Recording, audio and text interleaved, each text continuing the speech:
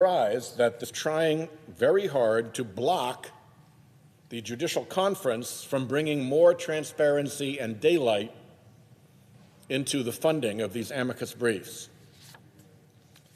It's not just the chamber in this racket here.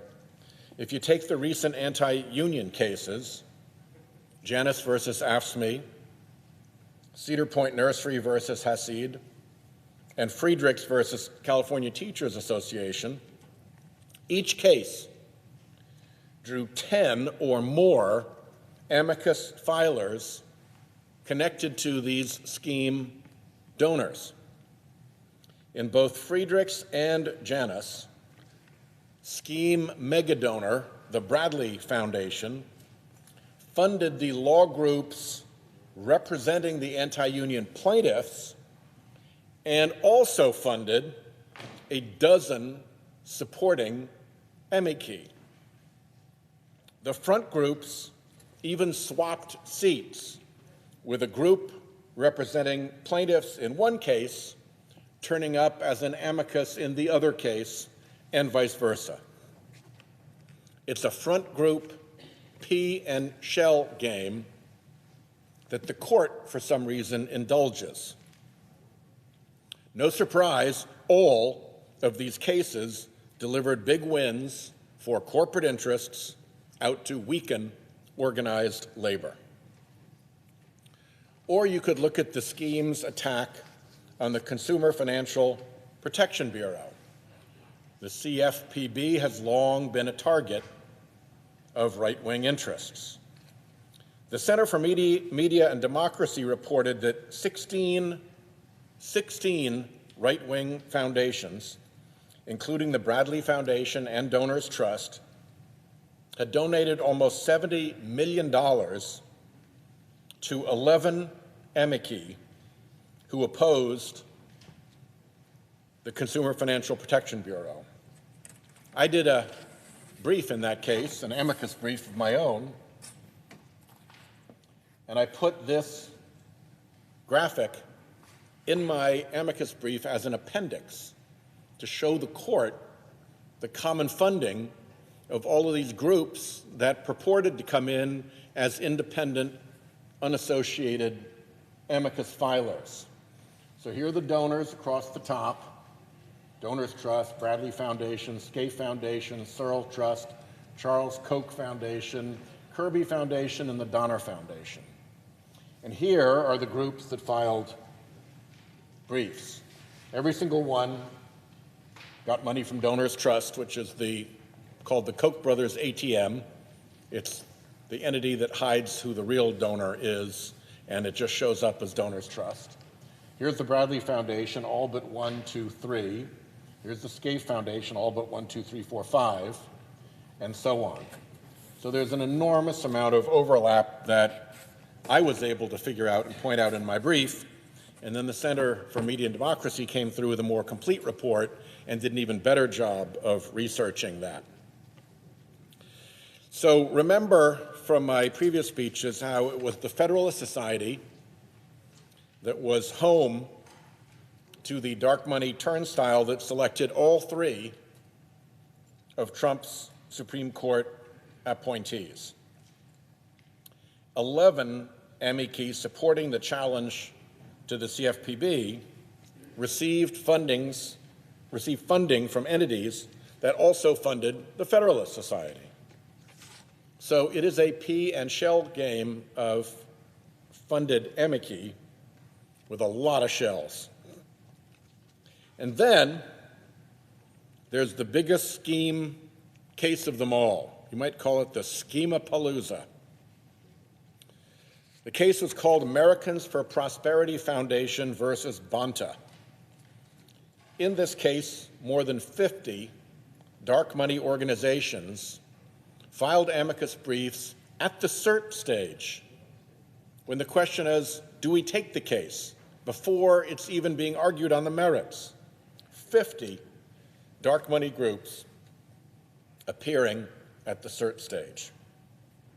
And another 45 turned up at the merit stage, all to support the Americans for Prosperity Foundation. which you will recognize as the Koch-backed twin to Americans for Prosperity, which is the front group at the heart of the Koch brothers' political operation. It is the center of the right-wing political dark money web. Essentially, the Americans for Prosperity Foundation and Americans for Prosperity are the same organization. In current state-of-the-art dark money politics, you twin a 501c3 and a 501c4 and work them as a pair. And sure enough, if you look at Americans for Prosperity and Americans for Prosperity Foundation, they share quite a lot. They share the exact same address, for instance. 1310 North Courthouse Road, Suite 700, Arlington, Virginia. They share the same CEO. They share the same senior vice president of grassroots in Americans for Prosperity and senior vice president for state operations in Americans for Prosperity Foundation. They share the same senior vice president of policy. They share the same chairman of the board. They share the same president. If you were to do a piercing of the corporate veil analysis, you'd be hard-pressed to show that these are not essentially the same organization. And that armada of amici that came into the Americans for Prosperity Foundation case, all of them receive funding from the Koch political network or the Koch identity laundering group Donors Trust. At least 11 prominent right-wing groups gave close to $222 million spread across 69 of those amici who came in to support their fellow American for Prosperity Foundation. If the little flotillas of a dozen or so in the CFPB case and in the anti-labor cases were sending a signal to the court, this turnout was a screaming alarm, a megaphone in the court's face. So what made the AFPF case such a big deal for the scheme? Well, this case gave the court that dark money built an opportunity to do something the dark money donors desperately wanted. It gave the court the opportunity to create for the dark money donors a new constitutional right. A new constitutional right to dark money, the essential political weapon for the scheme. And the court did it. The Republican justices, 6-3, did it. The court that dark money built struck down a state rule requiring limited disclosure of nonprofit donor information from a very political nonprofit, and went on to cast a shadow of doubt on the constitutionality of disclosure requirements of any kind. The amicus mischief at the court continues. Look at the gun case before the court right now, New York State Rifle and Pistol Association versus Bruin. This case is priority number one for the NRA and its gun industry backers. It has been a centerpiece of the scheme for a very long time to have the court create gun rights that even a Republican Congress won't give to the firearms industry. So in this case, the amicus signal flags are flying. 65 organizations filed briefs supporting the NRA affiliate that brought the challenge. At least 13 of those groups have ties to the scheme's dark money funding network. Several amici are arms of other amici, that is, the fundraising or lobbying arm of an organization that itself also filed a brief in the case. At least 5 amici are NRA affiliates, and they were joined by the NRA's Civil Rights Defense Fund. And believe it or not, thanks to leaks by Russian hackers, we have seen that the NRA paid a lawyer at one of the amicus groups hundreds of thousands of dollars to file pro-NRA briefs in this case, none of which was disclosed to the court, none of which was disclosed to the parties, none of which was disclosed to the public. It took Russian hackers to find out that the NRA was funneling money to an amicus for a brief.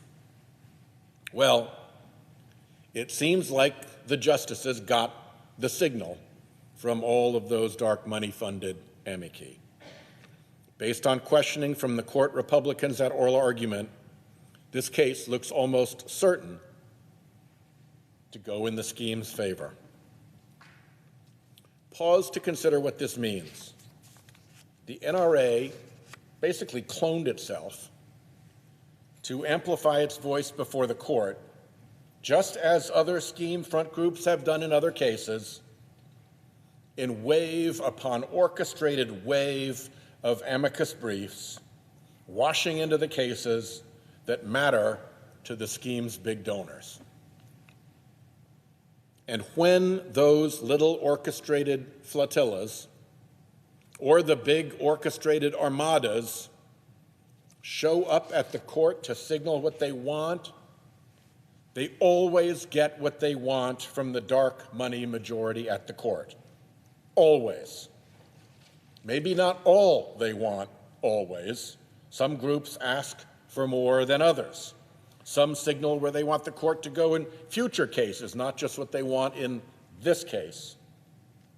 But the response from the Republicans on the court that dark money built is clear. They heed the dark money signals every single time. Mr. President, our Supreme Court is awash in dark money influence, with flotillas of dark money-funded front groups that don't bother to offer value, that aren't even real in the sense that they have no real business or function, that exist merely to signal their donors' desired outcomes while hiding their donors' identities. It's an armada of fakery that the court indulges. This fakery lets a small, wealthy donor elite manufacture sham allies to get themselves a bigger say at the Supreme Court than everyone else. They are out to get the court to do stuff for them that Americans don't want and that Congress won't vote for. But with a captured court, they can get what they want, and they do. The American people may not be able to see all of the rot, but they can see enough to know that something is rotten over there across First Street at that court. We must, Mr. President, set it right. To be continued.